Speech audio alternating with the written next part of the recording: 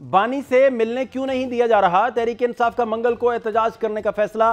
वज़ीर आला सोहेल अफरीदी ने कारकुनान को अडयाला जेल पहुंचने की हिदायत कर दी।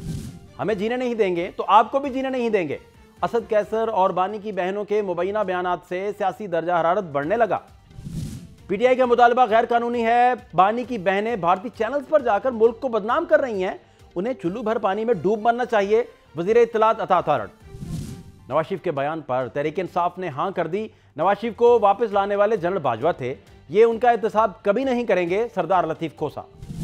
पाकिस्तान अफगानिस्तान का मसला ताकत से हल कर सकता है, नहीं चाहते अपने भाई को घर में घुसकर मारें। वज़ीर खारजा इसहाक डार। और जंगबंदी मुआहदे के बावजूद इसराइल की बर्बरियत जारी। पाकिस्तान गजा में फौज भेजने के लिए तैयार है, लेकिन हमास को गैर मुसल्लह करना हमारा काम नहीं। मुल्क में एक तरफ सर्दी बढ़ रही है और दूसरी तरफ सियासी दर्जा हरारत में भी हर गुजरते दिन के साथ इजाफा हो रहा है। खैबर पख्तूनख्वा में गवर्नर राज लगाने और गवर्नर की तब्दीली की खबरें हैं और इस हवाले से मुख्तलिफ नाम लिए जा रहे हैं, जिनमें अमीर Haider Khan Hoti, Aftab Sherpao, Pervez Khattak, lieutenant general retired Khalid Rabbani, lieutenant general retired Ghayur Mahmood और lieutenant general retired Tariq Khan शामिल हैं। गवर्नर फैसल करीम कुंडी का कहना है कि वो अपनी पार्टी के फैसले के पाबंद हैं, जबकि वज़ीर आला सोहेल अफरीदी का कहना है कि केपीके में कारकर्दगी ना होती तो पीटीआई को 3 बार हुकूमत ना मिलती। तीरा में उनकी जाती जमीन नहीं, खानदानी जमीन है। मंगल को मुलाकात नहीं करने दी गई तो इसके बाद लाहे अमल बनाया जाएगा। असद कैसर के नजदीक बानी पीटीआई से मुलाकात उनका आईनी और कानूनी हक है। पार्टी को दीवार से ना लगाया जाए। अगर हमें जीने नहीं दिया जाएगा तो आपको भी जीने नहीं देंगे। ये इमरान खान से मुलाकात हमारा आईनी और कानूनी हक है कि हमें दीवार से ना लगाए। अगर हमें दीवार से लगाएंगे, अगर हमें आप जीने नहीं देंगे तो आप भी जी नहीं सकेंगे। आप ये ध्यान में रखें कि आप अगर समझते हैं कि इमरान खान का कोई एक बाल भी बिका होगा, यकीन जाने कोई भी जहां अब वो जिंदगी नहीं गुजार सकेगा। कुछ इस किस्म की बातें बानी पीटीआई की बहनों ने गुज़श्ता रोज गैर मुल्की मीडिया से भी कहीं, जिसके रद्द-ए-अमल में आज वज़ीर इत्तलात अता तारड़ ने कहा कि बानी की बहनें एक दूसरे को बेनकाब कर रही हैं। उनका मुतालबा गैर कानूनी है। ये भारतीय चैनल्स पर जाकर मुल्क को बदनाम कर रही हैं। उन्हें चुल्लू भर पानी में डूब मरना चाहिए। प्रोसिक्यूशन का बिल्कुल फेलियर है। जब एक सूबाई हुकूमत खैबर पख्तूनख्वा की वो प्रोसिक्यूशन का निजाम 12.5 साल में बना नहीं सकी, वो प्रोसिक्यूशन के तहत दहशतगर्दों को सजाएं नहीं दिलवा सकी। ड्रग्स की जितनी स्मगलिंग, जितनी ट्रेड होती है खैबर पख्तूनख्वा हुकूमत की निगरानी में, ड्रग्स का पैसा टेररिज्म में भी इस्तेमाल होता है। ड्रग की स्मगलिंग को प्रमोट किया जाता है सूबे के अंदर। साल का 1000 अरब से ऊपर का शॉर्टफॉल सिर्फ इस चीज का है। अगर ये नॉन कस्टम पेड गाड़ियां रजिस्टर हों, ये सारा पैसा टेररिज्म को जा रहा है। ये जो तीनों बहनें हैं इमरान अहमद याजी साहब की, ये 9 मई को भी कोर कमांडर हाउस में मौजूद थी। तहरीक इंसाफ को जो फॉरेन पॉलिसी की कामयाबी है जंग के बाद, मार्का हक के बाद, ये इनको हजम नहीं हो रही। नौरीन खान न्याजी ने इंडियन चैनल को जो इंटरव्यू दिया, उधर कहा कि मैं मोदी की मजम्मत करती हूँ। कोई इस तरह का प्रिविलेज कैदी, इस तरह का वीवीआईपी कैदी जो एक 5 स्टार होटल की फैसिलिटीज एंजॉय कर रहा है, पूरी दुनिया में आपको कहीं नहीं मिलेगा। मगर इंडियन चैनल्स पे और अफगानिस्तान के चैनल पे प्रोपेगेंडा किया जा रहा है। जमीनी हकाइक देखें तो बानी से मुलाकात के मामले पर पीटीआई का सब्र का पैमाना लबरेज होता नजर आ रहा है। तमाम कानूनी रस्ते अपनाने के बावजूद भी 26 रोज से कोई भी शख्स बानी पीटीआई से नहीं मिल पाया। जबकि पंजाब की सीनियर वजीर मरियम औरंगजेब का कहना है कि खैबर पख्तूनख्वा के अवाम वज़ीर आला सोहेल अफरीदी को अपने सूबे में वापसी के मुंतजिर हैं। वज़ीर आला की कुर्सी तमाशा और मजाक बन चुकी है। और इसके अलावा वफाकी वज़रा का कहना है कि जेल के कवायद के तहत किसी भी कैदी को सियासी मुलाकात करने की इजाज़त नहीं। ऐसे में सवाल ये पैदा होता है कि 4 नवंबर तक बानी से जो 870 मुलाकातें हुई, तो क्या ये तमाम मुलाकातें गैर सियासी थीं? इसके अलावा वफाकी वजीर राना तनवीर हुसैन का कहना है कि हुकूमत तमाम फैसले नवाज शरीफ के मशवरे से करती है। क्या अडयाला जेल में मुलाकात की इजाज़त ना देने का फैसला भी नवाज शरीफ का है?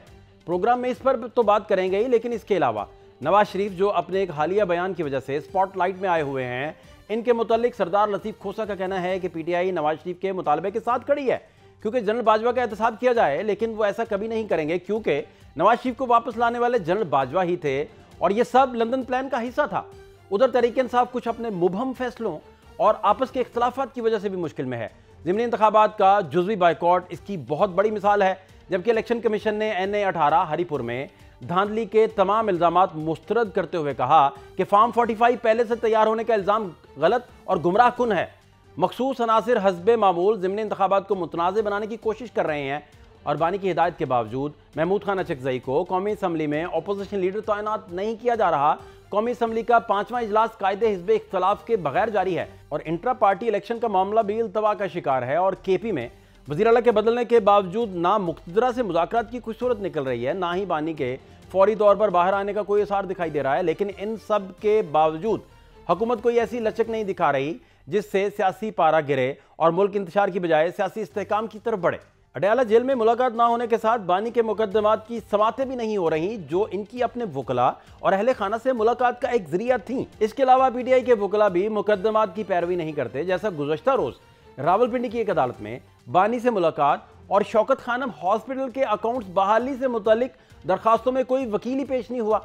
जबकि 29 अक्टूबर की शाम 7:25 पर शौकत खानम हॉस्पिटल इंतजामिया ने एक्स पर वजाहती बयान जारी किया कि हॉस्पिटल के बेशतर अकाउंट्स फाल हैं, चंद अकाउंट्स पर पाबंदियां आयद हैं जिसे जल्द अज जल्द खत्म करवाने की कोशिशें की जा रही हैं, जबकि मरीजों की देखभाल और इलाज की तमाम खिदमात बिला तातुल जारी हैं। दूसरी जानिब पाकिस्तान पीपल्स पार्टी आज 58वां यौम तासीस मना रही है। 27वीं तरमीम पर अक़वाम मुत्तहिदा की तशवीश को पाकिस्तान ने नाकाबिल फ़हम करार देते हुए रद्द कर दिया है। इस हवाले से तर्जुमान दफ्तर खारजा का कहना है कि आईनी तरमीम अवाम के मुंतखब नुमाइंदों का मुकम्मल इख्तियार है। उधर 24 नवंबर को FC हेडक्वार्टर पेशावर में होने वाले खुदकुश हमले से मुतल्लिक नादरा ने तस्दीक कर दी है कि तीनों हमलावर अफगानी शहरी थे। जबकि वज़ीर खारजा इसहाक डार का कहना है कि पाकिस्तान ने अफगानिस्तान तालिबान से कहा है कि कालदम TTP को पाक अफगान बॉर्डर से दूर ले जाएं, दूसरी सूरत में उन्हें हमारे हवाले कर दिया जाए। पाकिस्तान अफगानिस्तान का मसला ताकत से हल कर सकता है, लेकिन नहीं चाहते कि अपने भाई को घर में घुसकर मारें। अगर हम भारत को सबक सिखा सकते हैं तो ये तो कोई मसला ही नहीं। हम किनेटिक एक्शन कर सकते हैं, लेकिन वो भी डिजायरेबल नहीं है कि आप अपने भाई के घर जाके फिर अंदर जाके उसको घुस के मारें।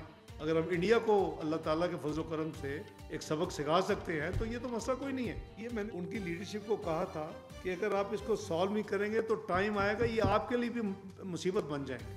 आप अपने मुल्क और सरजमीन को पाकिस्तान के खिलाफ दहशत गर्दी के लिए इस्तेमाल मत होने दें। आप इसका कला कमा करें।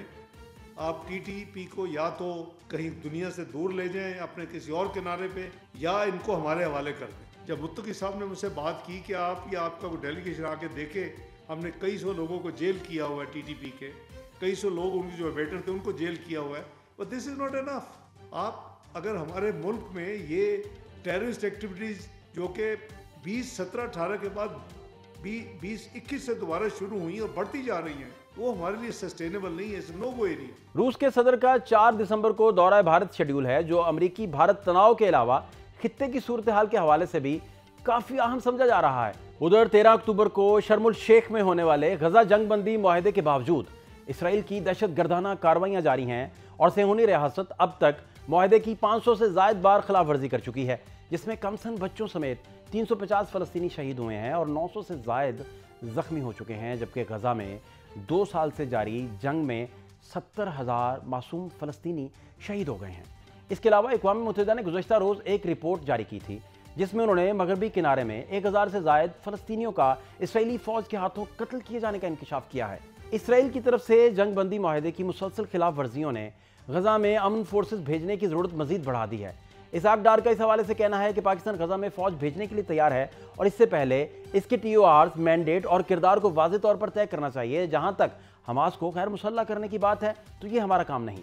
ये पहली दफ़ा पीछे 2 स्टेट सोल्यूशन की मीटिंग रियाद में हुई और ये एक नया सोचा आया कि ये जो इंटरनेशनल स्टेबलाइजेशन फोर्स है ये हमास को डिसआर्म करेगी, डीवेपनाइज करेगी। We are not ready for that. ये हमारा काम नहीं है, ये पैलेस्टीनियन लॉ इन्फोर्सिंग एजेंसीज का काम है।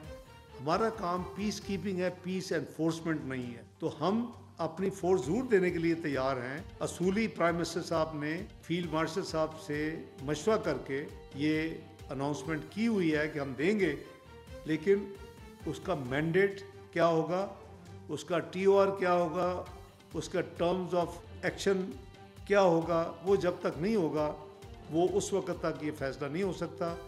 गजा जंगबंदी मुआहदे की मुसलसल खिलाफ वर्जियाँ इंतहाई संजीदा मामला है जिस पर हमास के अलावा तुर्किया ने भी तशवीश का इजहार किया है। जबकि वज़ीर दिफा ख्वाजा आसिफ ने अपने एक्स पैगाम में लिखा कि मुस्लिम ममालिक इस हवाले से अपने मौक़िफ़ पर नज़रसानी कर सकते हैं।